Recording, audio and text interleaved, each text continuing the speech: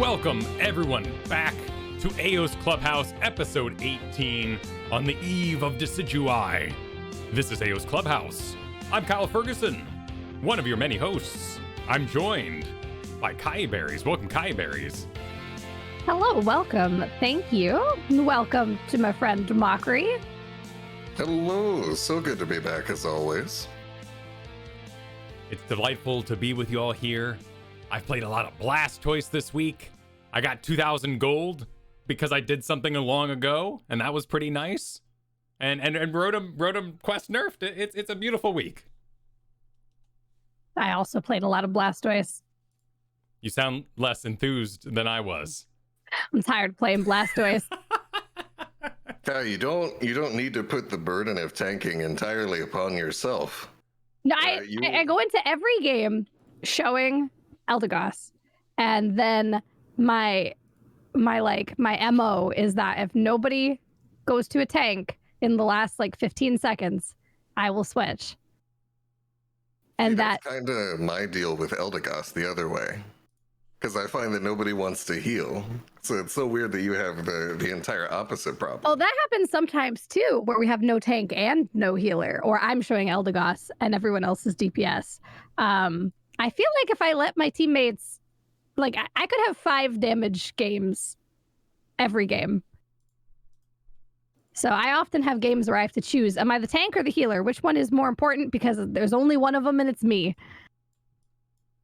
Truly and I feel like, yeah, and I feel like the tank is more impactful. I've tried it where I'm like, nah, I'm just going to stay Eldegoss. We'll have no tank. And I feel like it's worse. It feels worse. Yeah, I mean, it makes sense to me, right? Because healing is inherently a bit of a sustained action. You're wanting to stretch out the combat a little bit, right? And if everyone on your team is squishy, then that inherently limits your ability to play for those sustained fights. And it's harder to heal people that are getting one shot rather than just having a bit of their high tank health getting whittled down. So I can totally see how if you have to choose one, you go for a tank. That makes a lot of sense to me. I operate under the premise that healing is a luxury, but tanking is a necessity, right?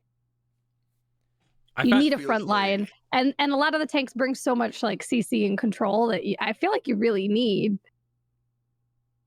This feels like choosing between water and electricity, but I get you. I get what you're saying. I'm not happy about not having a healer. And then when I'm out there tanking with no healer, I'm often like, man, I really just wish I had a healer. But yes, I've played a lot of Blastoise. See, I kind of have this issue where, so because in Unite, for some reason, the character that you hover at the start of the draft automatically is the character that you chose to get for free when you made your account. Yeah, that's true. And you can never change that. So every single lobby that I go into has me hovering Eldegoss as soon as I load in. And even when I play with Kiyeberries, for some reason, I usually get the Eldegoss hover and Kiyeberries gets nothing. It just shows nothing because we both chose Eldegoss when we made our account. It is true. And if somebody else is there who also is an Eldegoss, I feel like I'll be if you switch off Eldegoss, they'll get the Eldegoss and I'm still nothing. I don't know why I'm the bottom of the Eldegoss. There has to be some tie-breaking factor there, right? There's some way that it decides who gets the hover. But my issue with it, my issue is that, so in every single draft, out of my control, I am forced to hover Eldegoss right at the start, which means that we get into lobbies, and if I don't instantly roll swap off of Eldegoss, everyone is like, cool, you're supporting, and then does something else. I need to be on the ball about changing, otherwise everyone is going to be like, wow, that guy hovered Eldegoss from the start and held it for 5 seconds. Clearly, he has a burning desire to play support in every game of his existence. I think the psychology goes even deeper because I picked Charizard as my opening free Pokemon, and I think no one has any faith in me when the load screen hits. They're like, geez, some Charizard. Yeah, he's gonna play Blast. Oh, he's gonna play Greninja. Oh, geez, we got Charizard on our Greninja. Oh, this guy's gonna be awful. Yeah, I've seen a lot of that, actually, specifically in the subreddit. To be honest, I don't go to the Pokemon Unite subreddit very often. I think that some of the post quality can be a little questionable at times. And when I do go, in the few instances that I have, people have been talking about like last time I looked, which was admittedly weeks ago, they were like, the stereotypes about Charizard players are true. They don't know what they're doing. They're just children that like Charizard or something. It's like weirdly just this very specific targeted hatred of Charizard players that you undoubtedly have been the victim of. So I'm sorry, Kyle. People are passionate for the dragons. I totally get getting in that mindset too, where you're like, we all go through this as MOBA players, where we do something that's practical for a while, and then we go, you know what, no one else is practical like me. I'm gonna pick what I want. You end up on this sort of, bad, maybe even villainous pick what you want spree. But for me this week, the real story was that Rotom quest, because I switched over to Blastoise to just sit on the bottom turn-in, and we started winning games. They got all the Dreadnoughts, but I just defended endlessly. It was actually kind of fun. It was fresh. It was fresh, except for when I was sitting there doing nothing because it was too dangerous to not do nothing. I get you. Yeah, and I mean, the Rotom change was actually so convenient or so good that they changed it, because I kind of thought that was like a bit of a worrying trend. I was like, okay, we've had the Garchomp quest that was just straight up impossible for some people to complete without spending money. And then now all of a sudden we've got a beat Rotom 60 times in 1 week quest. I thought that was just indicating like, oh, okay, that release period honeymoon is over. And now we're just going to start making the Battle Pass really difficult to finish out, encouraging you to spend money. And who knows, maybe that is the trend that we're moving towards.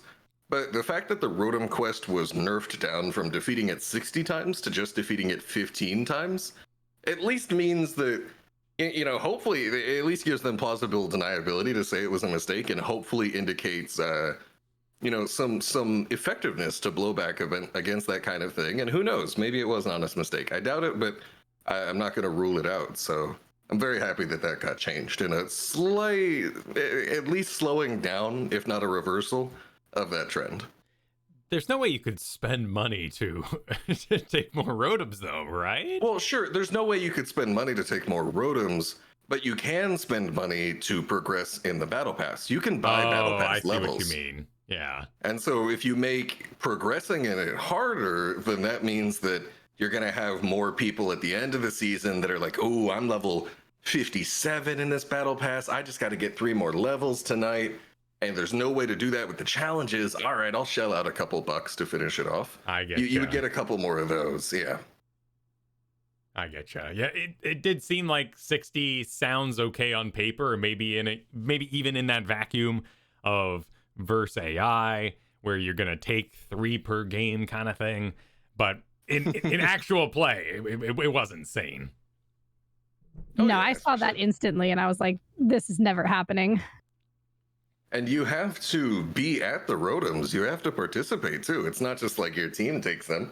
Really? I'm 99% sure. And that's an issue because generally, to my understanding, it's still widely considered the better move to focus Dreadnought early on. There are still plenty of games where I do Rotom right as soon as it spawns, because I was already getting a really successful gank top, and it's 7-10. It spawns in 10 seconds. We just got a double kill. We just took out top tier 1 tower. Okay, let's go ahead and finish off Rotom. Sorry, double takedown. Nobody dies in Unite. Or in Pokemon in general. But in general, there's a lot of games where, as a bot laner, I'm almost never going to find myself up top for Rotom when it spawns right then. So realistically, if I can't be at first Rotom and I can't take Rotom on cooldown, then at most, I was capped at 2 Rotoms per game in real games. And when you're making it to where either I have to play at minimum 30 games, likely more than that, or I have to grind out a bunch of bot games, that's really questionable. So I'm very happy that got changed. I do like Kiyeberries' commitment to, I ain't doing that. Sees it on paper. No experiment time. It's commendable. You value your time. I do. I value my time and my sanity, enjoyment of the game.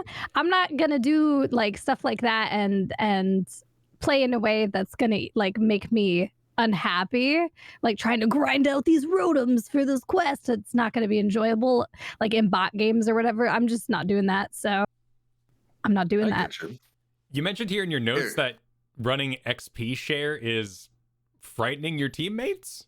Oh man, not frightening, confusing. So the season reset. So we've been playing in Master for how many weeks or months or whatever. So now season reset and we're climbing back up. And I am finding with my teammates down in the whatever veteran ranks, they don't know what XP share is, I don't think. So when we're laning and we're doing the farm minions, I will attempt to never last hit, because whoever gets the last hit gets more XP, right?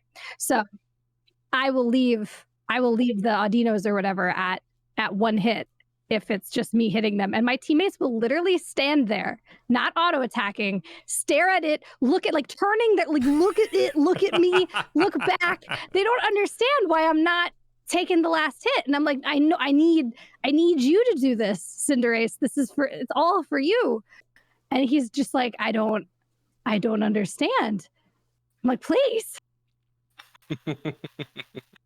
Like, I exist for you. We want to get you to Cinderace by the first Dread Dawn. I can't accomplish this if you won't work with me, little buddy. I'm finding it really, I guess because it's not a super used item, people don't know what it is or what it does. After you, it frightens them, it confuses them. Yeah. MOBAs have always had this like super huge knowledge gap, between like the person, and keep in mind, this is the majority of players, the person who just boots up the game, logs in, and plays. And there's no shame in that. That's what games are for. But that person is going to be way less informed than someone that's doing active research and looking into the game. Like people listening right now, like that kind of thing. So you go from playing in like a coordinated stack, and you get to talk about all these fun, at least intermediate level conversations about what the shot calling should look like, what your intricate positioning should look like. And you get used to that. And then you go to solo queue and it's like, okay, guys, let's look at our mini maps. Like, let's make sure we're contesting the neutrals. Let's not let them turn in for free. It's like spending all this time in college and then having to go back to middle school. It's really what it feels like going from a stack to solo queue. So I totally get what you're saying. Yeah, I don't know. And there's no way with the in-game ping system to communicate to people that, like, if you see light bulb, they know want hit. Light bulb mean not hit. Like, there's no way for me to try to be like, do you see this light bulb above my head? Like, do you see, like, just there it is. There's no way to communicate that. So there's no way to, like, attempt to even help with that knowledge gap. Yeah, because even in something like League of Legends, you could ping your items and be like, I have XP share, and that would like show up in the chat. But there's no option like that in this game, and maybe there should be something similar. I don't know. That would be like exactly it. To be like, it's a good thing. I had this Pikachu. It was just absolutely blowing their minds. That that's the one that was like, they would look back and forth between the minions and me, like they could not fathom what was going on here, and there was no way for me to try to be like, please just hit it. And the worst part was the enemy team like invaded on us while this terrible like exchange was happening, and then they took the last hits, and I'm like, oh my god, what have we done? Would it be an opportunity for toxicity to show your items on the load screen? I mean, we already deduce who's a noob by if they're running potion or not. By the way, that did get buffed, so I am curious if any of you saw more potions this week. I saw some potions. I don't know if it's because of, progressing through the lower ranks or just in general, but I did see a fair bit of potion usage. Exactly my thought right there is whenever I see a potion, I'm like, well, there's the chance that either this person is in the minority of people that read patch notes, which you have to go out of your way for, and then go additionally out of your way to really get the details on the patch notes. And so they're part of a minority who read the patch notes and then read further, and then a minority of those people who decide to actually use potion based on the patch notes. Or there's just someone who had potion already and continues to use potion. And I feel like that's way more likely. So that's usually what I sort of ascribe it to. I'm like, that guy's that's a potion user. That guy's been using potion for a while. That's my typical thought. But or I assume they haven't played that Pokemon and they don't have a loadout set because potion's the default, and they're like, oh no, I forgot to change. Like that's the other one that I think like. But it would be nice to know, maybe we could flag certain items as visible, like the XP share, like Buddy Berry, or something that I need to interact with would be important. Maybe not necessarily, I don't need to know about your muscle bands, but I would find that interesting. Yeah, for sure. I would love a way to tell people that I have XP share and like what it does. I've considered just not running it until I get back to Master. Like maybe that's the play, because this came up basically every time I got to play Eldegoss. Anytime I wasn't suffering as Blastoise, I was suffering with XP share. That sounds like a traditional and helpful strategy in any MOBA, such as Dota. You would buy wards so you could have sight of the map. If your current league did not make use of that information or use the minimap DLC, then you shouldn't spend money on it. So perhaps that is the way to go. I just love that it took, I think, less than 3 minutes for Kai to go from like, I'm not going to do something in this game if it's suffering. I'm here to have fun. You know, I value my own fun in the game. And then it's like, hey, Kai, how's your ranked games been going? And she's like, well, when I play tank, I suffer. And when I play support, I suffer. It feels like that did not last very long. But I just want to play ranked. We'll get you back up to Master soon, bud. I'm still climbing up myself. Yeah, and I the first season, that first like 2 weeks, I feel like I played nothing but Unite, so I had tons of hours in and climbed really fast. But I've been playing some other games, so I've been playing like 1 or 2 days a week of Unite only, so it's much slower going, you know. Did you even bother to buy the Battle Pass then? I haven't bought it yet. I probably will, and I may or may not finish it, but there's cute clothes in there. Fashion is the end game of Unite, just as it is in all games. It has been confirmed. Dude, I got those cute like blue pigtail hair. Oh man, I'm feeling pretty fly. Mochrie, it says here, mix and match hair. What's up? You have 18,000 gold? I have 18,000 gold stored up. That is correct, because I just felt like I was always behind, you know, like, oh, I wanted to buy Blissey, and then Blastoise came out, and then I'm trying to go over here and spend money, and then or spend gold. The only money I've spent is on battle passes and those accidental item enhancers that I bought once, was like a couple of them. And I just felt like, man, you know, these new characters keep coming in and just messing everybody up, you know, so I've missed out on that a couple times, and I have decided no more. That will not happen to me again. So I've been stockpiling gold for a while, and the free release of Greedent, like through the Halloween event, really helped with it, because that was 10k gold that I maybe would have spent but didn't. So that was super helpful. And now I'm like, I guaranteed will be able to buy the new character, Decidueye, in 2 days, if it turns out to be really strong. So I am taking no chances with this. If this character is overpowered, I want to get in there on the ground floor. I'm trying to get in there immediately and take advantage after having been taken advantage of by all these players. So I've been stockpiling and I'm ready to take advantage. Very nice. Very nice. I mean, there was a bit of a delay too. We had 4 weeks when Green came out. Yeah. So there's been a bit of a delay that's let us all stockpile a bit. I can actually get Decidueye as well when it comes out. And we actually do have all the abilities, so let's go ahead and head that direction.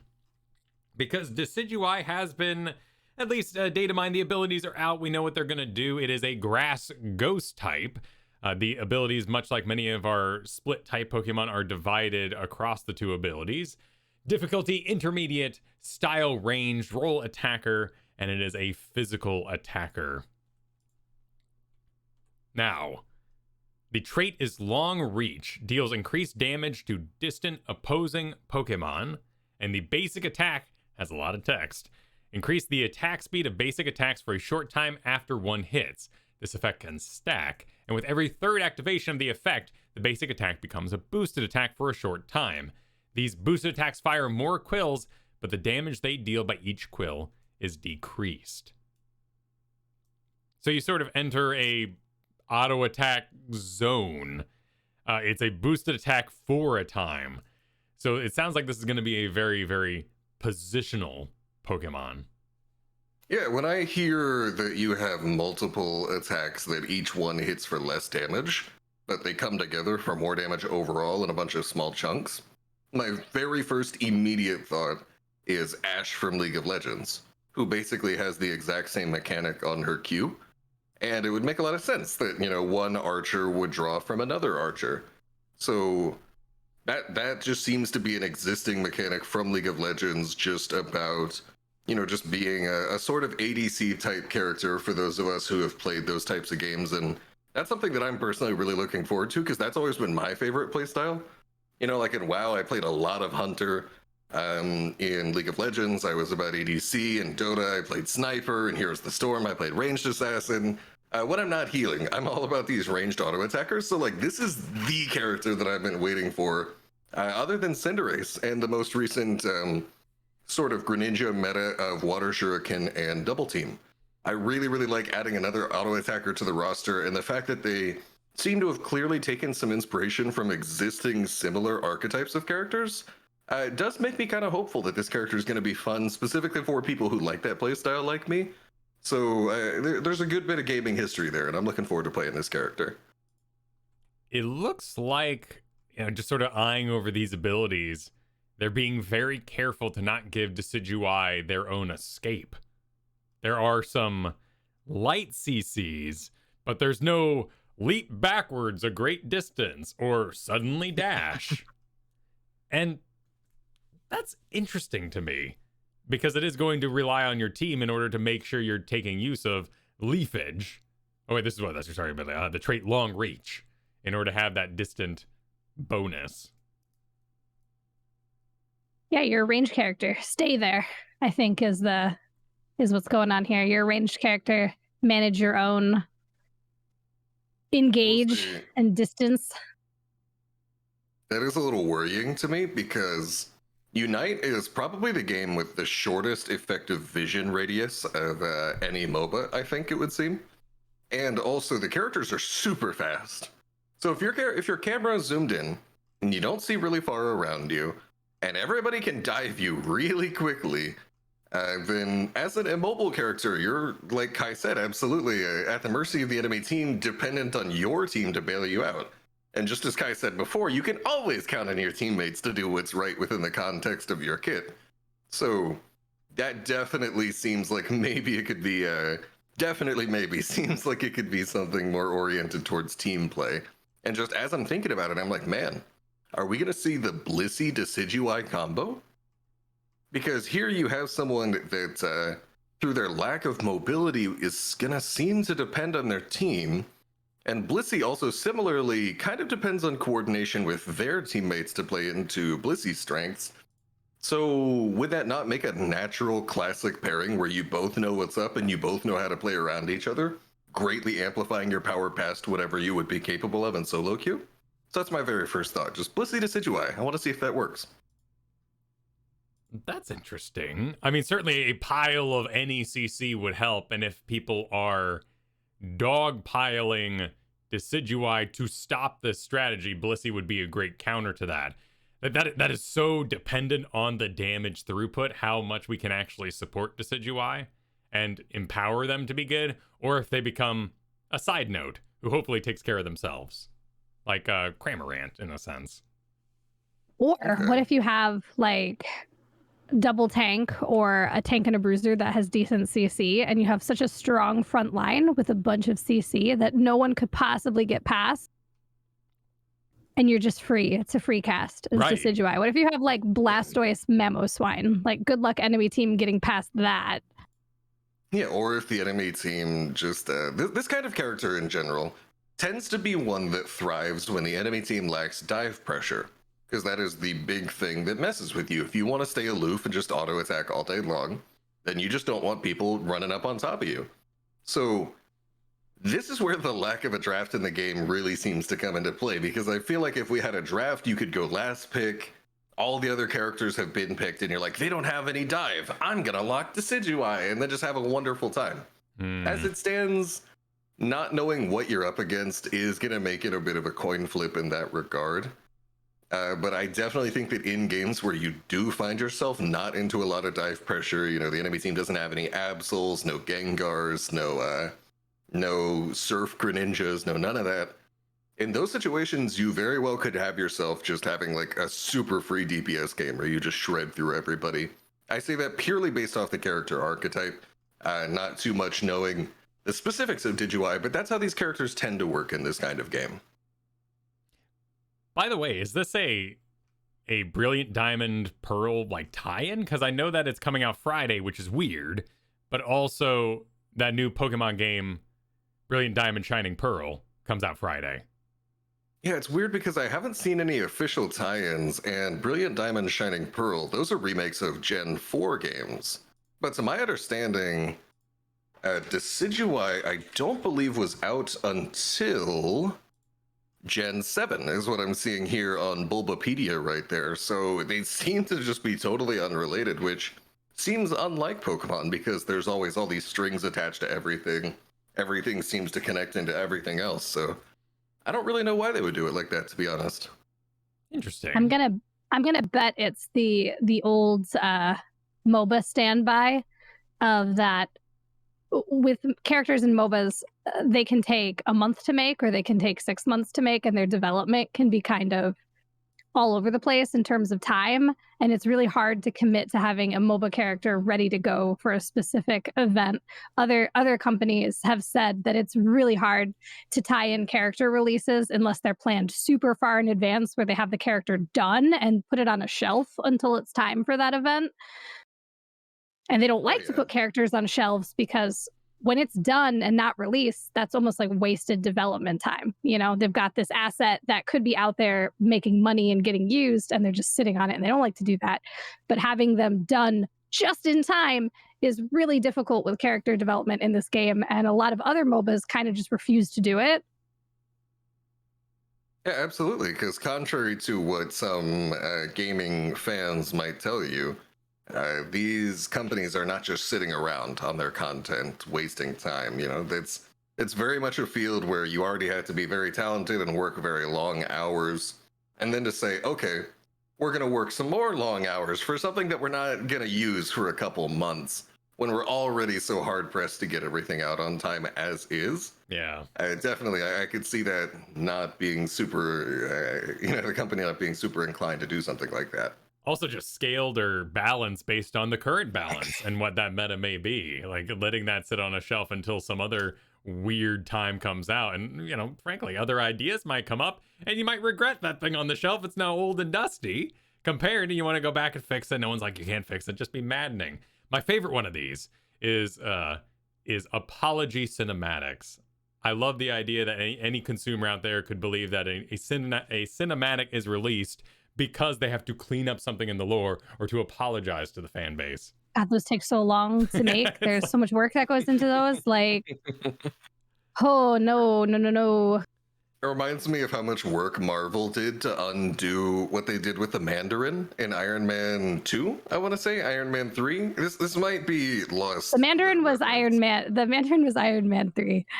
Yeah, and then they made like this just super awesome OP villain from the comics into like a joke, and everyone hated it, so they immediately had to be like, okay, we didn't mean it, that wasn't the real Mandarin. Here's like a one shot that's like, oh, that wasn't the real Mandarin, and then here's another movie that actually brings in the real Mandarin, because that was a joke, guys, we swear that wasn't real.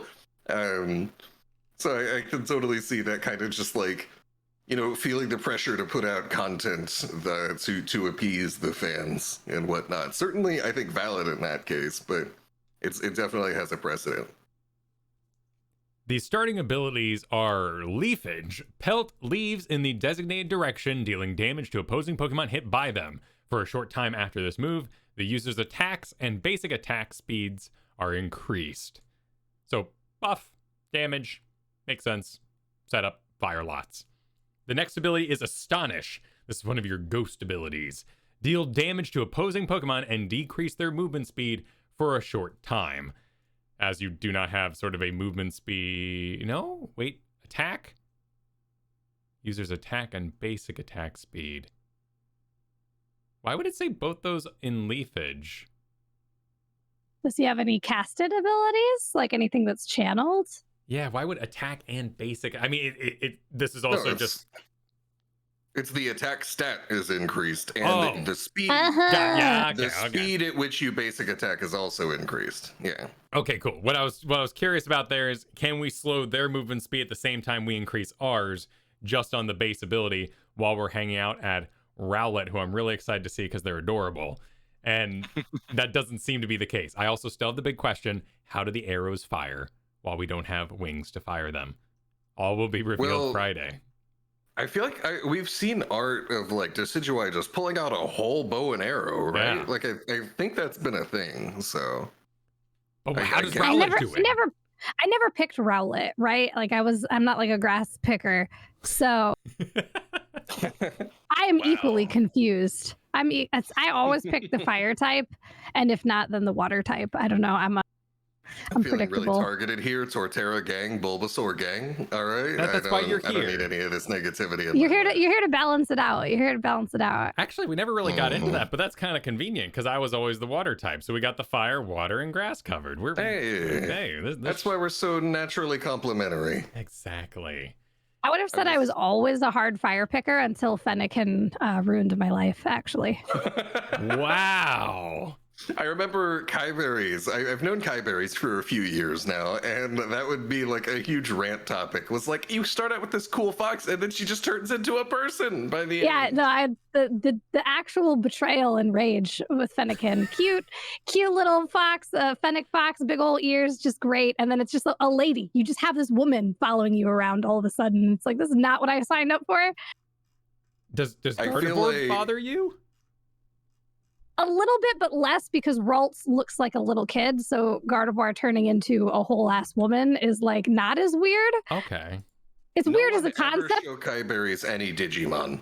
I watched Digimon. Digimon, man, you have a bunny that can turn into an angel that turns into a gun. Like you just have to let it go with Digimon. Like.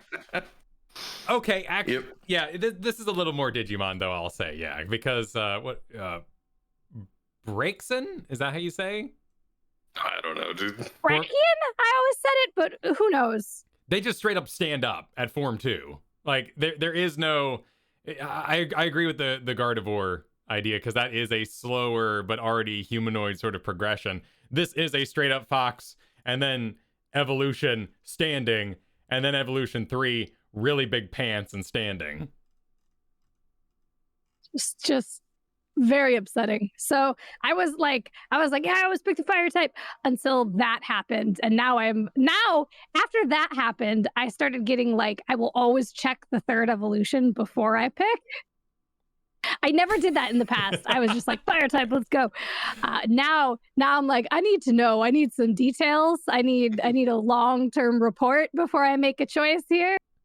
All right. Well, I take the exact opposite stance, okay? Like, I realized a long time ago that games are so much more fun when you just know nothing about them. This isn't like some objective fact about games. This is just my approach.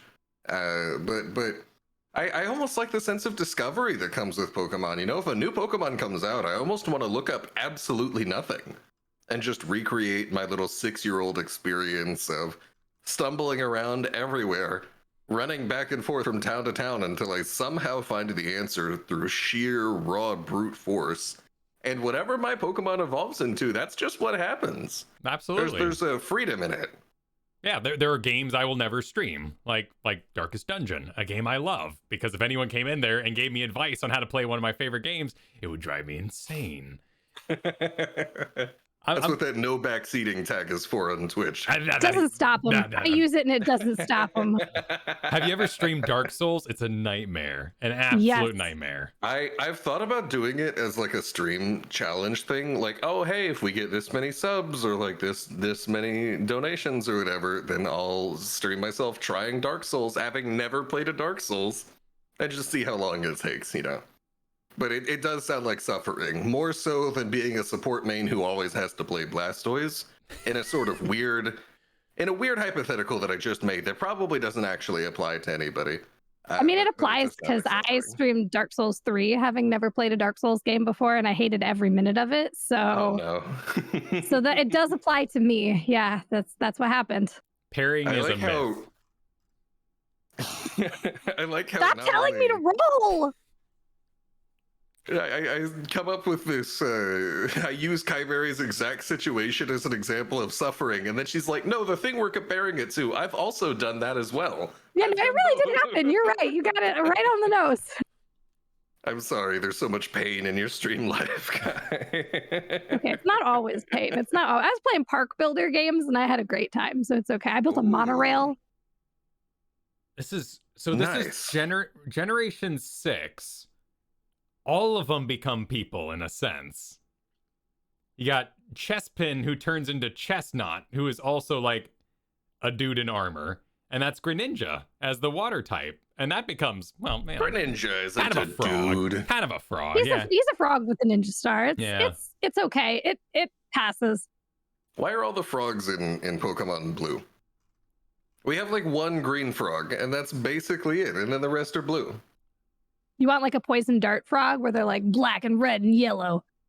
I mean, I think of frogs as green, you know, like green frogs are friendly. But Who's the? no, that would be very cool now that you mention it. Who's the green frog? We got a Treecko. It's one of the but poly he's a something. lizard. Poly. Is it Polytoad? Yeah, Polytoad. Introduced Oh. in Gen 2, the green frog. Okay. There you go. It evolves from Poliwhirl when shredded while holding a King's Rock. And it was one of Poliwag, final form. Which those guys stop being a frog pretty hardcore. Like they start out as a tadpole, and it's like, yeah, that's a tadpole, and then it's just a very wide man With a swirl. with a swirl, but very wide and big fists. Getting into the level 7 upgrades, these will be for your leafage. So this is your required leaf ability, as it were, but also likely going to be your damage ability. Razor Leaf is up, which shares a name with other abilities and is quite different. We have different forms of surf. Many games use different fireballs, and they all have different abilities, so not too big of a surprise. Summon a whirling Razor Leaves, quote unquote. For a short time after using this move, the user's attack and basic attack speeds are increased. In addition, the user's basic attack can target multiple opposing Pokemon for a short time. Level 11 Wow. upgrade, increase the user's basic attack damage the higher the opponent's Pokemon remaining HP is. So big, multi-hitting, sniping stuff. Yeah, this is kind of similar to Runon's Hurricane, also from League of Legends, where you just have the ability to target multiple people at a time. That is super interesting. Like, this is dipping into this is my first look at the kit personally. I didn't even I've never looked at them before this, and I'm just looking at that, and this just screams to me again, being all about that classic ADC archetype of just constantly trying to whittle everyone down. And also, I'm not sure, did we mention the upgrade at level 11? Where the user's basic attack damage is increased the higher the Pokemon's HP that you're hitting is. Right, with it's this almost ability. traditionally backwards. Yeah, so that makes you really good at whittling the opposing team down, which is the natural role of the ADC. You're something that I like to call a softener in a lot of these MOBAs, where your job is not strictly to go around finishing people off, not strictly to go and be like, this guy right here needs to get knocked out right now. Instead, your job is to generally output a lot of damage. Even if that damage isn't strictly amazing at finishing people off, that is not 100% your job. Your job is to soften people up. And that's exactly what this does right here. The fact that you get a damage boost on people with high health, and also that you just generally deal a lot of spread damage with this ability, really speaks to your position as a classic ADC, outputting a lot of damage, and then one of your more dive, burst, sort of quick damage-oriented characters on your team, like Talonflame or Zeraora, or a Surf Greninja. There's a lot of different characters that could be that archetype. Those characters are going to swoop in, and after you've softened everybody up, those are going to finish them off. And I look at Razorleaf, and it 100% plays into this kind of pairing. So that's really cool to see as a longtime ADC player. Like I said, I feel like they took a lot of lessons from other MOBAs, from League of Legends in particular, and it continues to show in this ability right here. When you say ADC, I know that means attack, damage, carry, but I never played League much at all. Does it bring with it other ideas? Like, was that a mid? Was that a jungler? What? So in ADC, in League of Legends in particular, typically goes in the bottom lane. That's not going to be too important for people that don't play League of Legends, so I'll get into more of the other stuff. In ADC, for the most part, it's a very wide-ranging role with a lot of diversity, but for the most part, is a character whose primary focus, as I said, is going to be on whittling the enemy team down, on sort of staying aloof, depending on your teammates to protect you, and just providing a lot of auto-attacking, right-clicking damage, while yourself being rather squishy. So it's just like your sort of classic Archer-type character, just like what we have here with Decidueye as well. So, and it was also in League of Legends, it was always paired, almost always, with a support in the same lane as you, in the same way as what I was talking about with Blissey. It's just a sort of natural pairing to have, where you have a character that's really good at trading damage consistently in the lane phase, and then you have another character that heals that one up and lets them continue to trade damage. So that's kind of the story with ADCs, just sort of squishy, depends on the team, chips the enemy team down type deal. And because your fights are going to be long, running a support with that rather than a CC tank is more beneficial so that you last long enough to do that damage you can do for so long. Oh, absolutely. If you have a heavy focus on auto attacks, that usually speaks to a focus on sustained damage and chipping the enemy team down. And exactly like you said, when you're playing for long fights, you want the ability to stay up through those long fights. And that's exactly what supports are good for. So 100%, that's a great assessment. So here we're getting attack speed increase again. So we're replacing our leafage with the same thing, but we're getting, in addition to that, this splitting multi-attack that eventually deals more damage to high health. And then, as you mentioned, perhaps one of the easier sort of drafting ideas is the cleanup. If you're going to do a lot of damage, but you can't pursue, having someone like that Greninja go in and finish everyone off is just a really fun thing. Yeah, everybody feels like they're doing something important, you know? Like the ADC gets the fact that they're dealing all these big damage numbers. The Decidueye is going, yeah, I'm shredding everybody. Look at me in the scoreboard. I've got all this damage done. I'm huge. And then the dive finisher character gets to go, look, I have all these kills from finishing everybody off. Oh, that feels so good. And just that natural harmony of everyone coming together to enable each other. You know, when I say everyone, as in the people that matter, the DPS players, of course. Whom everyone else is there to serve, naturally, like the supports and the support mains on the Blastoises and all that, just to give another fictional hypothetical. No, but on the real though, it is a very fun style of play that sort of for our mandatory. Sorry. No, go for it. For our mandatory Heroes of the Storm reference, because we've referenced League a lot, it would be like if you had a Jaina and a Genji on your team. Sure, that's very bursty, but yeah. Or even like maybe Lunara, if you prefer. Yes.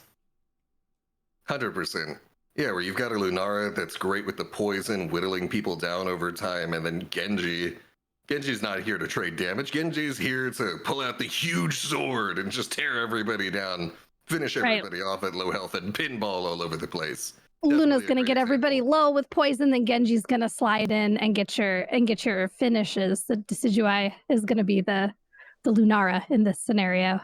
Yep, Genji sliding into the DMs at light speed. I don't think we have anything of this. Wait, again, it really depends on Decidueye's damage throughput if we sort of build this meta.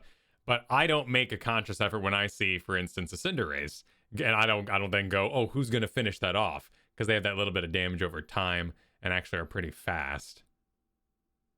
They tend to complete their own kills. So this will make a really interesting draft that I would enjoy. Let's get into the other option here, Leaf Storm. Create a tempest of sharp leaves, dealing damage to opposing Pokemon it hits, and decreasing their movement speed for a short time. At point blank range, it also shoves opposing Pokemon it hits. Increase the length of time at level 13 that the movement speed of opposing Pokemon is decreased. So here's your disengage, but still not you doing the disengaging. Yeah, you're pushing people off. This is a form of self-peel. You know, the enemy team gets up in your face, okay, push them off. What I see here between these two abilities, Razor Leaf and Leaf Storm, is a bit of separation between how much can you be reliant on your team. If you know for a fact that your team is going to be setting you up with the proper healing, the proper peeling, the proper spacing for you to auto-attack a lot, Razor Leaf is going to do a lot, especially with that extra damage on high health targets, knowing that you have that finisher sort of lurking, waiting to finish everybody off. And whereas I could definitely see myself going that, assuming, you know, that these are both powerful and worthy of being picked, because, you know, we don't know what the power levels of the abilities are going to be like in the future. It could totally be the case that one's just straight up better than the other. But assuming they're both worthy of being picked, just along the lines of the archetypes of the abilities, Razor Leaf seems really good when you can count on your teammates to enable you to attack a lot and make good use of those attacks. Whereas Leaf Storm, with the ability to push off someone that's on you and get a bit of move speed on them, seems much more effective when you can't have that same level of trust in your team, and you need to put some of that into yourself to make sure that you're going to be okay and not super dependent on getting peeled, at least not as much. And peel, for the unaware, is a term referring to your teammates helping to get attackers off of you. So if you have people on you, then like a Blastoise can push them off to the side with Surf, for example, and that would be peeling them off of you to save you. And so when you don't have that, you're probably going to lean more towards Leaf Storm for that pushback. I'm curious to see if it seems like, let's see. So this was, okay, so only Razor Leaf has the trait where you deal more damage the higher the enemy health is. So I'm really curious to see scaling, because when we get to something like Dota or League of Legends, an item-based MMO, we see attack damage carries either have to make panic chaos moves where they buy survivability and everything's going wrong. The game's in a bad place in the first place for that team. Or they scale extremely well because they can go just flat damage items. In a game like Heroes of the Storm, it's very much based on build, if you can do that. And I think I'm seeing that same thing here with this Decidueye. Razor Leaf looks like your go-to, your preferred situation, and Leaf Storm is a, oh no, I might have to recover this draft. I could definitely see that being the case, yeah. When you're enabled, you love that Razor Leaf, and when you're not, Leaf Storm might be necessary. Totally get it. Let's talk about the replacement for Astonish, or Ghost ability. First up is Spirit Shackle. Charges power before firing quills in the designated direction. Damage dealt by quills increases the longer the power is charged, but movement speed is decreased while charging. So pretty classic, like bow and arrow action. You're going to be walking while charging. If this move hits after power is charged to maximum, it can switch the opposing Pokemon's shadow. It can stitch the opposing Pokemon's shadow to the ground.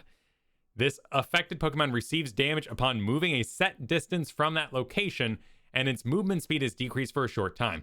So what we have here is theming, and I think that's awesome. I love any anime where people like attack shadow. Oh, that's awesome. That's awesome. But basically a root, sort of, it's a chain that sets you up, and should you break it, something bad is going to happen. And there are a number of abilities like this across MOBAs. Our Here's the Storm would be Butcher, maybe pulling you back to that location. Keeper of Light drains mana in Dota based on how far you move. You are punished based on moving. And in this case, your punishment is moving beyond a certain range. World of Warcraft for Hunters has a talent that does basically this. What is it? I can't remember if it's Binding Shot or Grounding Tethering Shot. Anyway, it's the same thing where you shoot them to a spot in the ground, and if they move out of that spot, they get pulled back and stunned. So a very huntery archery move. I gotta say, I like the fact that this kind of thing prevents the opposing players from moving too much. That could be an element of self-peel. You could always be like, okay, I'm going to tether you here, and then I am going to hop away. And if you try to chase after me, well, then that's going to be kind of disastrous for you. And it gives the enemy team this sort of just terrible choice between, I don't know, do I want to stand still and get wrecked? Do I want to stand right at the edge? Do I want to run through this and eat the damage? This forces the enemy player into a lot of important decision making, and I think that this, in particular, when I look at Spirit Shackle, I just think about all the counterplay that's happening here. This really adds a layer to the gameplay where there are multiple different uses that you could use for yourself, and the fact that it forces the enemy player into these decisions is so interesting. And I'm also thinking, based on the precedent of how full heal works in Pokemon Unite, with the incredibly high amount of effects that it removes or counters, I have a very strong suspicion, just based on what I believe would be consistent with past interactions, that full heal would remove the Spirit Shackle effect or allow one to walk out without taking damage. That's not confirmed. I don't know that that's 100% the case.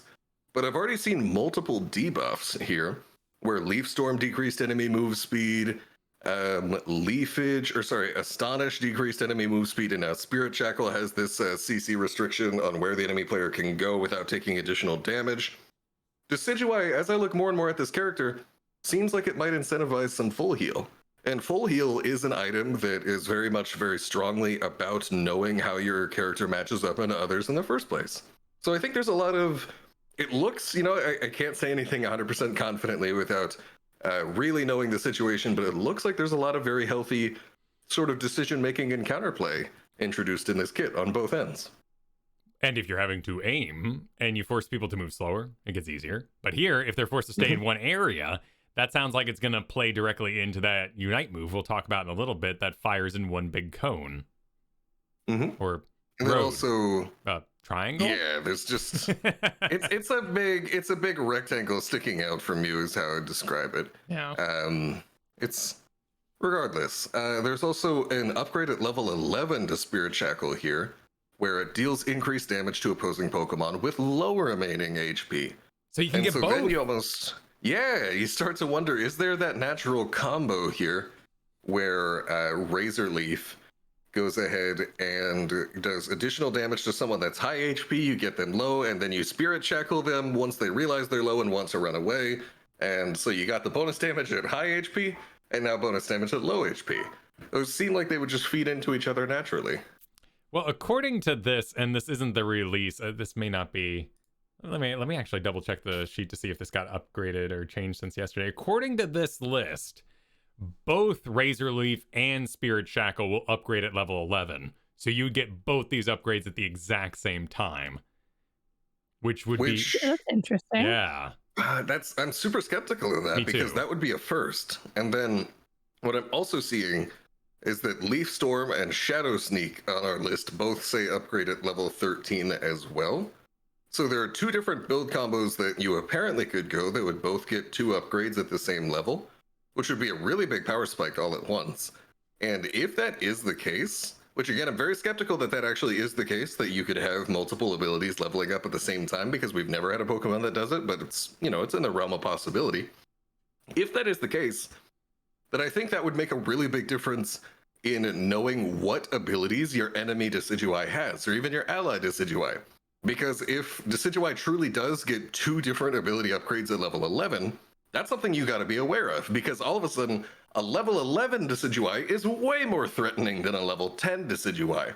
And so you need to be aware of what abilities they have and what level they are, which is stuff that you can see within the scoreboard, by the way. You can literally just open the scoreboard and see everybody's abilities and battle item in your lobby inside that match.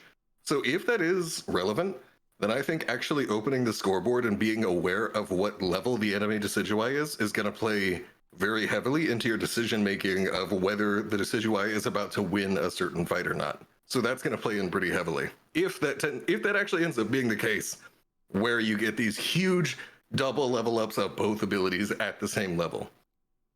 I'm stuck thinking what that would actually just look like from the player's perspective, because we've never had that with any other Pokemon. Do you have to pick one ability then pick the next ability? Do they pop up at once and you use different arrows to select? Just like the UI for that, it would be so different than any other Pokemon because nobody chooses 2 abilities at once. Yeah, on mobile, it hovers off to the side of the ability. So Switch kind of makes this like it's its own thing. Press the button and get this an upgrade. But on mobile, it's kind of located off to the side, so you could just with a thumb go pop pop and get both very quickly together, and they wouldn't overlap. Mobile users have the superior UI. We know that. They do. The other ability replacing Astonish possibly is Shadow Sneak. Create a shadow that takes hold of one opposing Pokemon in the area of effect, dealing damage to it and decreasing their movement speed and defense for a short time. Also increases the user's movement speed for a short time. So there you go. There's your self buff. And that's pretty limited. Upgrade at 13, at least according to this list, is further decrease the defense. So this one, I feel like we need to see it in action to really talk at length about what its usefulness is. Creates a shadow that takes hold. What does that mean? Is that a root? Like, is that... I don't know, because it does decrease its movement speed, so I assume it's not. Does that mean that they can walk away from the shadow? I don't know. I think it's just purely flavor, and I think it's the one here I'm showing on screen where you put a note of a debuff above them that looks all shadowy, and you take flight graphically. But both those things don't necessarily matter too much. Yeah, that's just animations. Right. But yeah, so I mean, the ability to debuff a specific enemy definitely seems like it could be very helpful, especially if you are playing a very sort of tank whittling playstyle of, hey, I'm Decidueye, I'm just going to auto attack your tank for a while and shred their damage with my ranged auto attacks.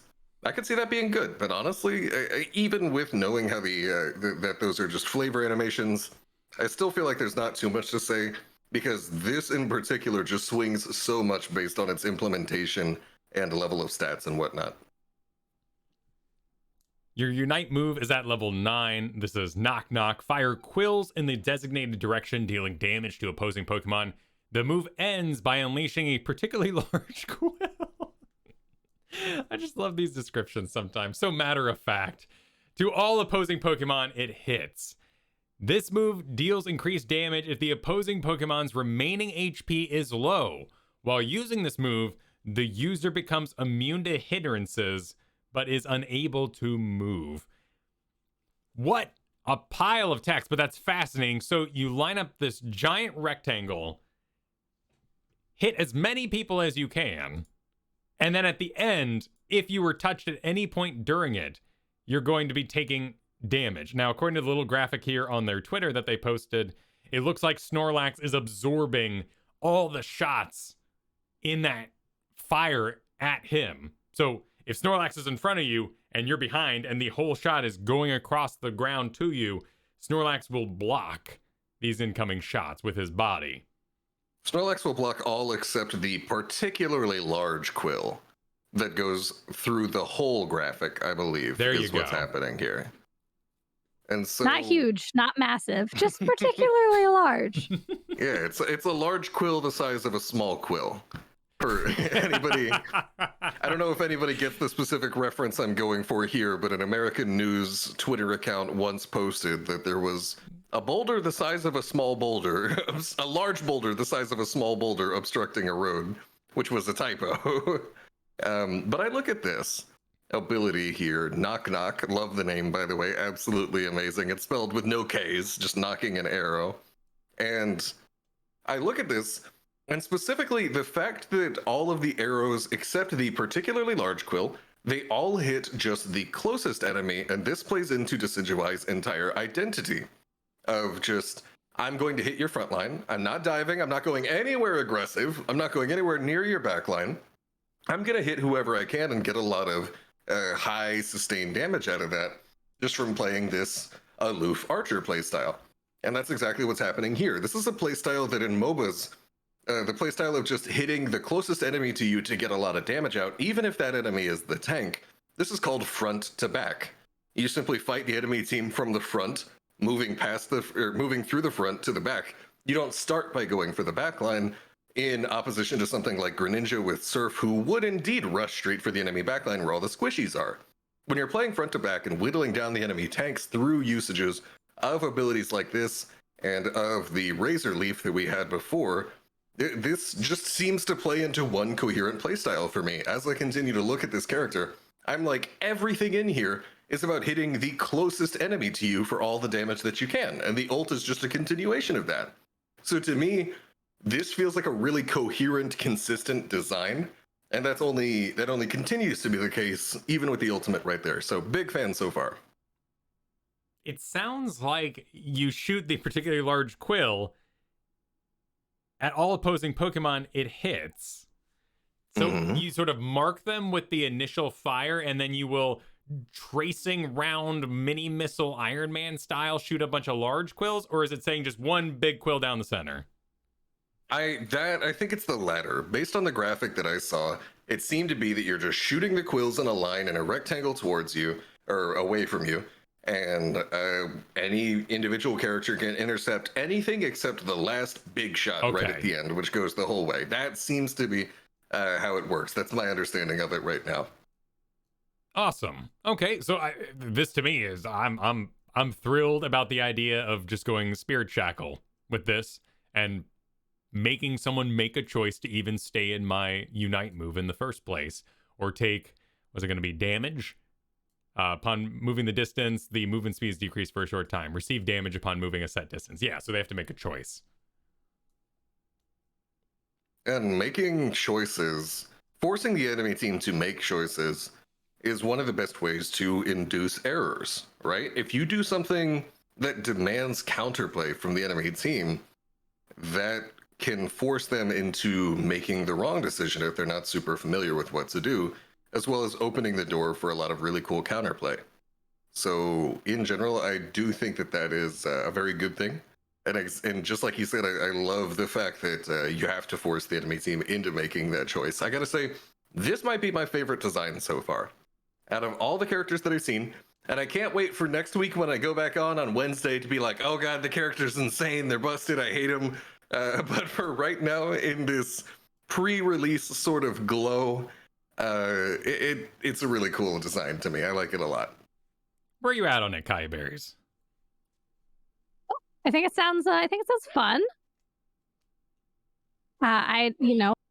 Sorry, my dog immediately started barking. He too wants to be on the podcast. I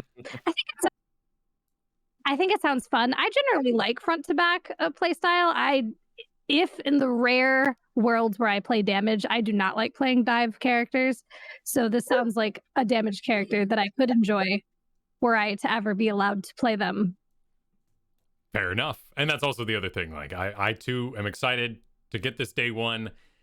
If it's great, we're all going to be competing for it. We'll see how much time we get in on it. But we're about to head into the mailbag, so stay tuned for that. It's time to talk about the Patreon over at patreon.com/Aeos Clubhouse. Thanks to everybody supporting the show over there, making this show happen week to week, rain or shine, even though we're indoors. Technical problems or not, that might be the rain and shine part. Thank you for supporting us over at patreon.com/Aeos Clubhouse. Join today. Now, let's get into that mailbag, and we've got quite a few questions to go through. Taraz asks, what do you think of there being more useful messages to select from? Some examples. Ready up. Press ready. Confirm. We need a class. Can I play whatever you're currently hovering that someone else has selected? So these are in-draft messages that you could say from the draft screen before you get all the way to the load screen and into the actual game itself. Correct. And honestly, they all make a lot of sense to me. Like, every single one of these examples, I feel, would significantly improve the experience of the draft screen. And we could probably stand to lose some of the ones that lack utility. Like, let's give it our all, for example. I like it. It just definitely, I think there could be something more useful in its place, and I think that that's any of these ones suggested by Taraz here. Forgive me if I'm saying it wrong. And any of those would work if you could just tell. I feel like Ready Up maybe isn't 100% necessary because it doesn't take super long in the first place, and the amount of people who are actively looking at the draft screen but not readying up, I just feel like it would come off more overbearing a lot of times than anything.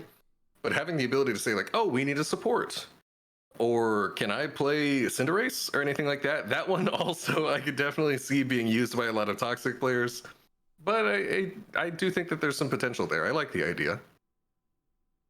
I like the idea because it would tie into I would love I'm using XP share that I would really like to put in the chat. So if that one is there, then yes to all the others. I don't even care. Just say whatever you want as long as I can say I'm running XP share.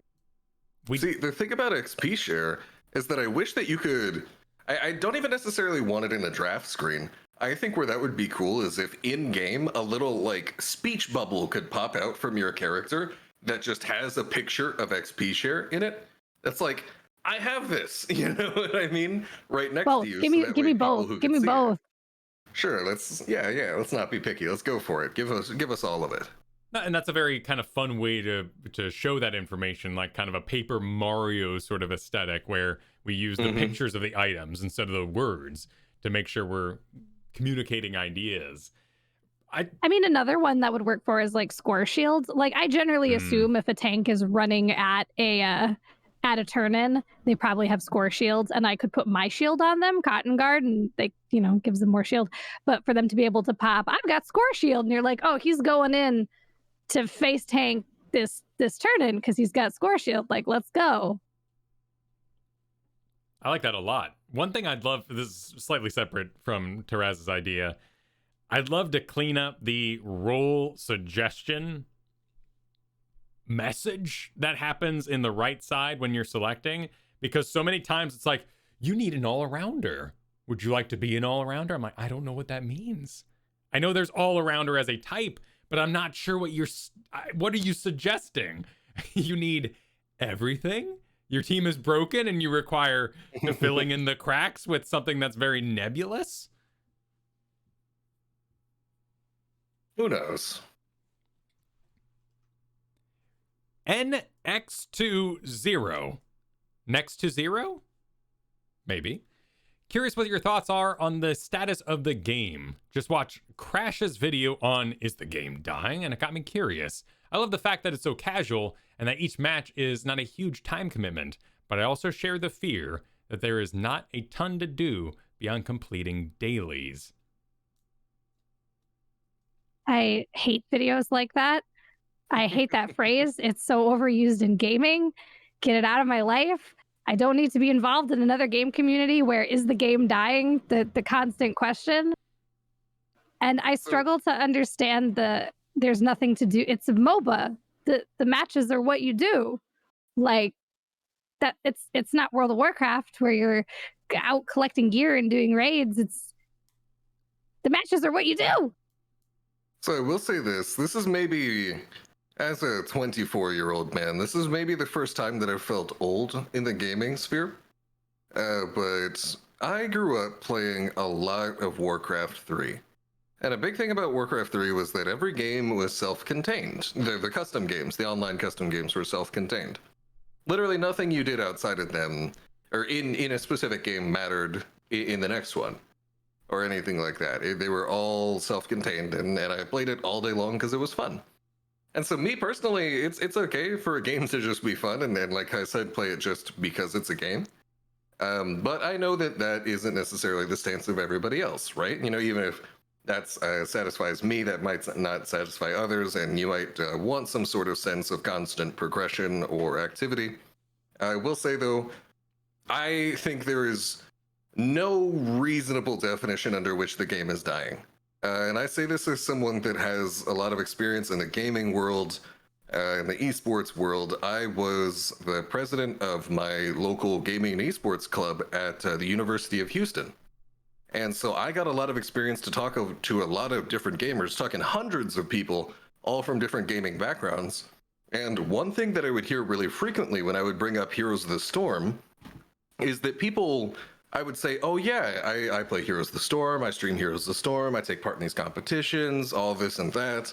And the response I would get very, very frequently was, oh, I thought that game's servers had been shut off.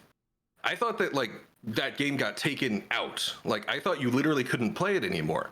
Because what they had heard was that the game was dead. They had heard that, you know, everyone always say, oh, the game is dying, game is dying. And then Blizzard back in late 2018, I want to say December 2018, announced that they were pulling support for the official competitive scene, which was very different from pulling the game off its shelf. But a bunch of people started repeating, oh, the game is dead, game is dead, game is dead. And what that sounds like to people who aren't specifically familiar with the situation is what they heard was, the game is pulled, the game is dead. You cannot find any games. Like, either there's no population playing the game, or the game is literally just not supported anymore at all. So I think that, yeah, you know, there's a lot of this sort of alarmism about, oh, this game is dying, that game is dying. I've looked in a lot of social media circles and I see people saying regularly that games in the top 10 of Twitch viewership are dying. People say, oh, this is why no one plays Fortnite anymore. And that's just factually not true, right? And so just in my perspective over the years of seeing the term that a game is dying so incredibly misused, and seeing the huge extent to which it can mislead other people, I very much would say the game is not dying. It's nowhere near being dead. And I've seen games that are significantly doing much worse than Unite that are not dead nor dying. So to me, it's a pretty easy no on if the game is dying. If we want to talk about if the game is on a slight downturn, I think that would be a valuable conversation to have. I don't think that the game even necessarily is on one. I just think that there may be a potential disconnect between what some fans want out of the game and what the game itself is trying to be.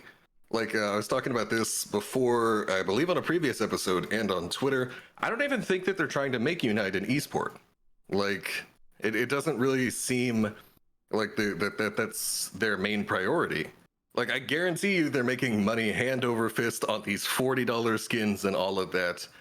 And I think just making a solid casual MOBA that you can play on your phone with a very short time commitment seems to be the sort of area of the market that they want to go for.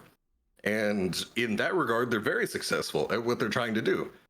So just knowing my history with gaming and hearing people use the words that a game is dying and seeing the impact that it has on people and seeing what Unite is even trying to be, at least evidently through their actions, no, game's not dying. That's the conclusion of that. And I ended up watching the full Crash video, and I thought it was an interesting take. Of course, this is like very high end, wanting more complexity in the game, wanting that support of esports and tournaments, somewhere to go when you get that high. If the game's not providing that, of course, that's going to be frustrating to you, and you feel like people are leaving. A lot of times in more casual games, people leave and come back, though. There's a rhythm, and there's what we would call a healthy gaming diet. But there's a lot of people who want extremes. They want to live and breathe a certain game, and when it doesn't supply that, the game is dying again. I also think there's a really interesting part of Twitch viewership that maybe this game doesn't communicate necessarily with. A lot of people are used to League of Legends, like hour-long investments. I'm going to tune in for an episode of a show. Or they show up to a Here's the Storm, 22 minutes. It's still an investment. Something I heard, when I stream Pokemon Unite is, I wish the games were longer, because as a viewer, I show up, I become invested in what's going on, and it's suddenly over. As a player, I'm actively participating in this game. It ends when I'm used to it ending, and I got what I wanted out of it. So it might not be hitting all those buttons that are needed for a Twitch audience in their sort of circles, but I do think it's a very fun, and certainly for me, one of the things I love about this game is them pushing the design of their Pokemon, and they've been very creative in that sphere. And just as you have something that is more casual, a trend is that people tend to just be more inclined to play the game rather than watch others play it. And as something becomes more advanced and esoteric and complex, then you have people that more want to watch other people who are good at that and want to see what they're doing, either to learn from it or just see something that they themselves aren't capable of at the moment as a form of entertainment.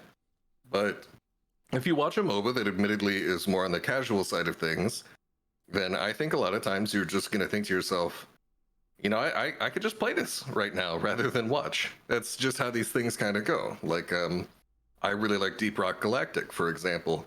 And Deep Rock Galactic is not a game that really focuses on being competitive with each other and trying to strive to min-max everything. Deep Rock Galactic is just sort of about having a good time and having fun. And thus, even though it's an extremely popular game that under no definition is dying, it gets a very low amount of Twitch viewers. Because it just has to do with what the game is trying to be.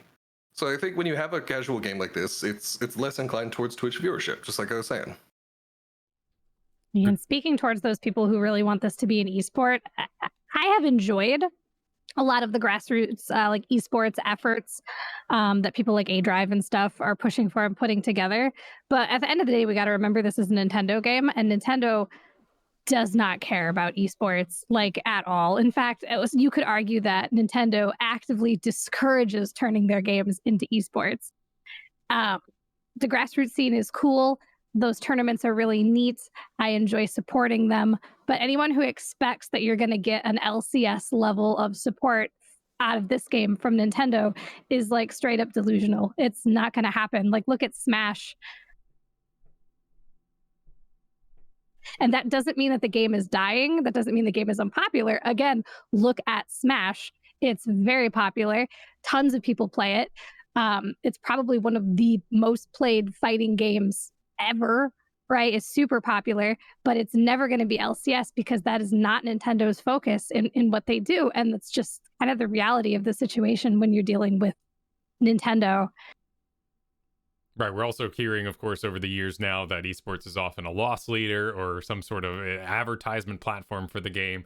So it's still a fascinating new world for that sort of stuff, and companies trying to find how much ownership they want to have over esport, whether or not they even want to support it or if they let it naturally happen, and eventually said, well, we'll do like a point-based final. And there was a heyday of this, and a lot of companies got themselves in pretty deep in the red trying to take advantage of it. So it's a fascinating part of gaming. But that was a really interesting question, and certainly one we get a lot about the game. Shardstorm asks, are our lovely hosts happy they decoupled the patch from the seasonal reset, even for a couple of days? I'm trying to come up with an answer for this. Honestly, I don't really have a strong opinion on it. You know, like me too. I'm like, I don't care. I don't have a strong opinion either. Yeah, like no, they're just kind of doing their thing. You know, I feel like there's not much for me to say, and I feel like I always have like, I'm always like sort of going off on my little tangents, but no strong opinions here.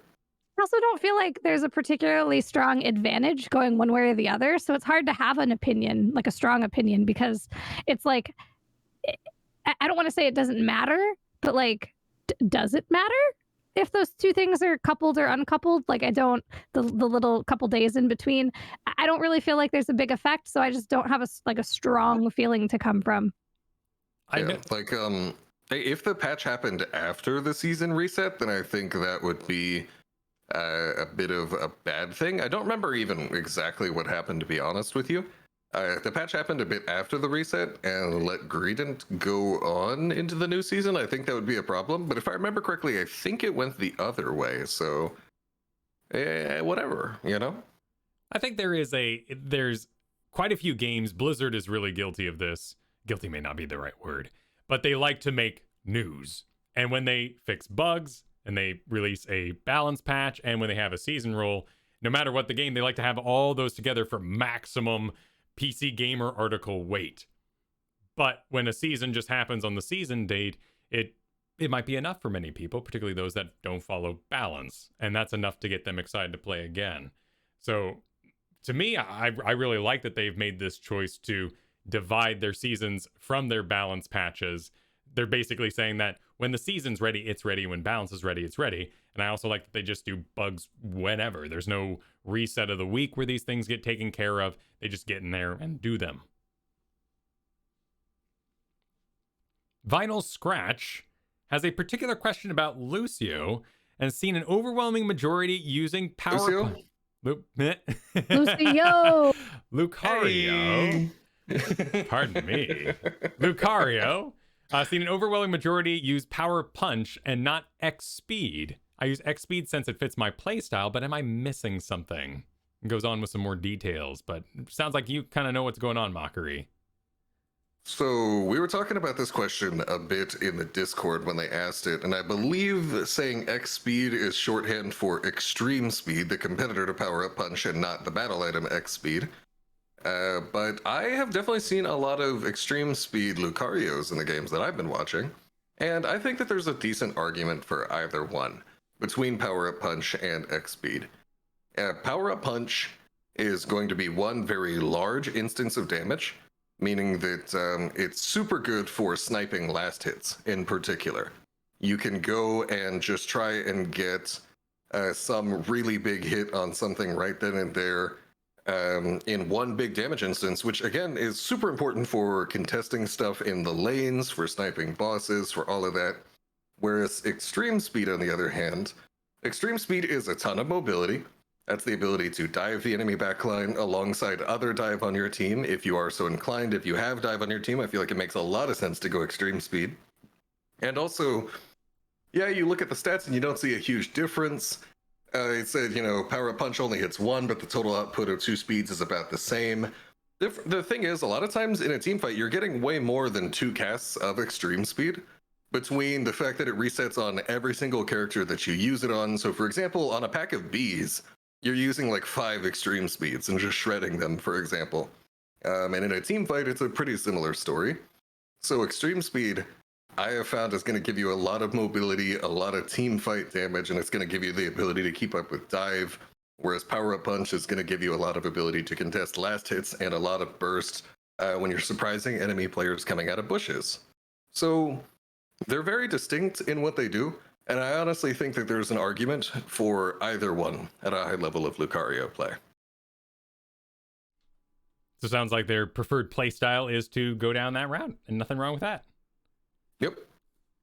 Excellent. Our final question of this mailbag today will be from Xenon? Xenon. How did you all meet?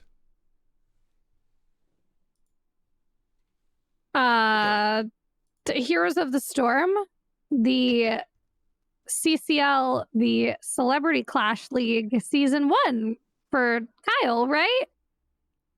And then for Mochrie, it would have been Heroes Hearth. Rank Win, maybe? It was the Dream Team and Heroes Wednesday. Dream Team and Heroes Wednesday. There you go. It's all goes back to Heroes Hearth, though. Yeah, just to give you a little bit of backstory on some of the things that are being name dropped here. We all met through Heroes of the Storm, through events organized by an organization called Heroes Hearth, which continues to do very good work in the space of Heroes of the Storm, and has a parent company called Giant Slayer that works Wisdom. Giant Slayer is one subset of it. My bad. Right. Wisdom is the parent company. Giant Slayer is like the Riot version. Yes, but you continue. That's absolutely correct. And so there were community or events organized by Heroes Hearth where each week we would get together 5 streamers of Heroes of the Storm, and we would all just play for a couple hours, play ranked together. And it was a really good way to have us meet each other, be able to form those connections.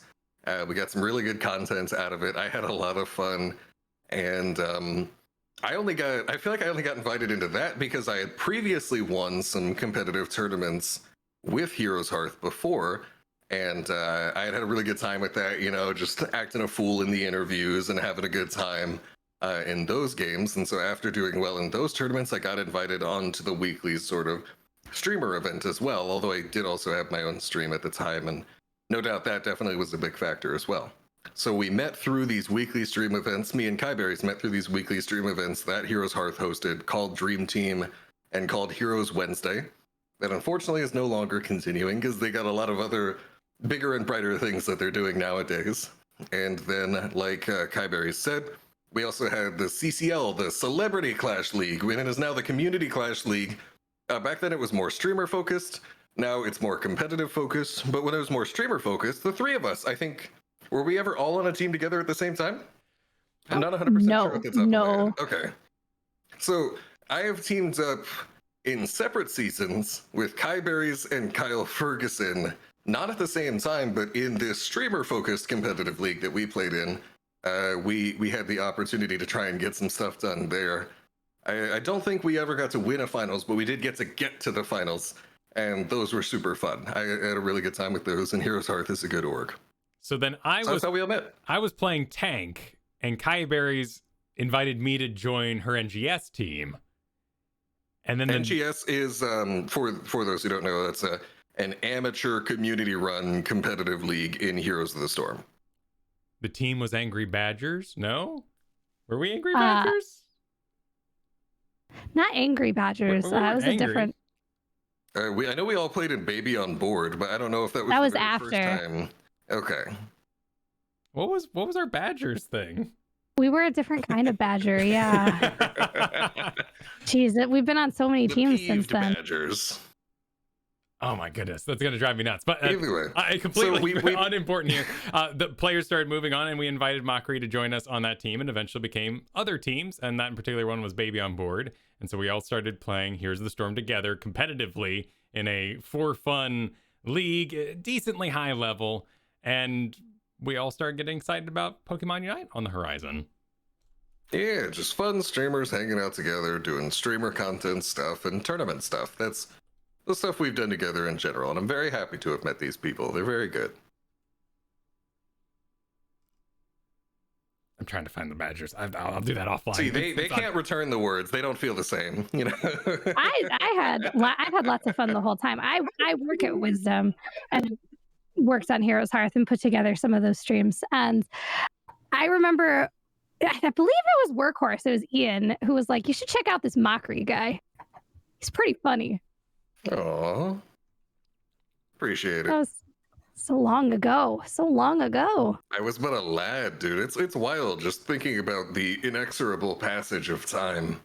That's what we were Baby on Board because you are the baby. Our logo was a childhood photo of Mochrie. Yes, they had a little photo of probably 4-year-old me as the team logo. It was hilarious. Inside a little Baby on Board sticker. That was what we did here. Which is funny because in real life, I haven't met either of my co-hosts in real life. We're all internet friends, and I was gonna go to conventions in 2020, and we all know how that went. But in real life, I absolutely dwarf Kiyeberries. Okay, I will say.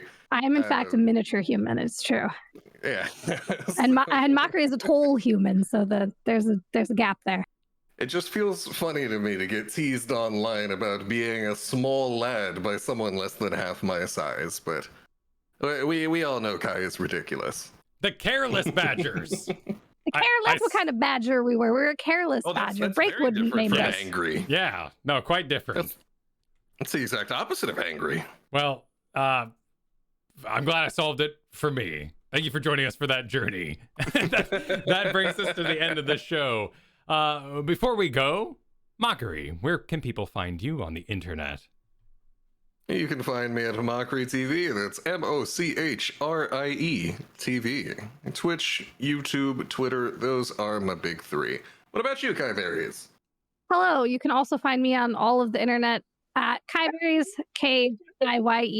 Berries, barking dogs are free. You get those just for signing up. Love to see you guys on the internet, Twitch, Twitter, YouTube, I don't know, everywhere that Kiyeberries are sold. Off to Kyle now. And I'm Kyle Ferguson. You can find me at kyleferguson.com. No? Mochrie, Oh my Mochrie, are you here? Oh, geez. Sorry. I was looking at a message that I got on my phone. How many S's are in Kyle Ferguson? There are 2. And 2 S's will bring you to KyleFerguson.com as well as twitch.tv/Kyle Ferguson. Be sure to check out the Final Fantasy content that I'm making right now over on Nexus Gaming News. Yes. Final Fantasy 14? Yes, the very same game. Oh, I've been dipping my toes in that. We got to talk about that. All right. Absolutely. Not to digress. Let's go. We will. But now, the show comes to an end. Thank you all for joining us. We'll see you next week with reporting on Decidueye. Take care. Good luck. Have fun. See ya. See you, pals.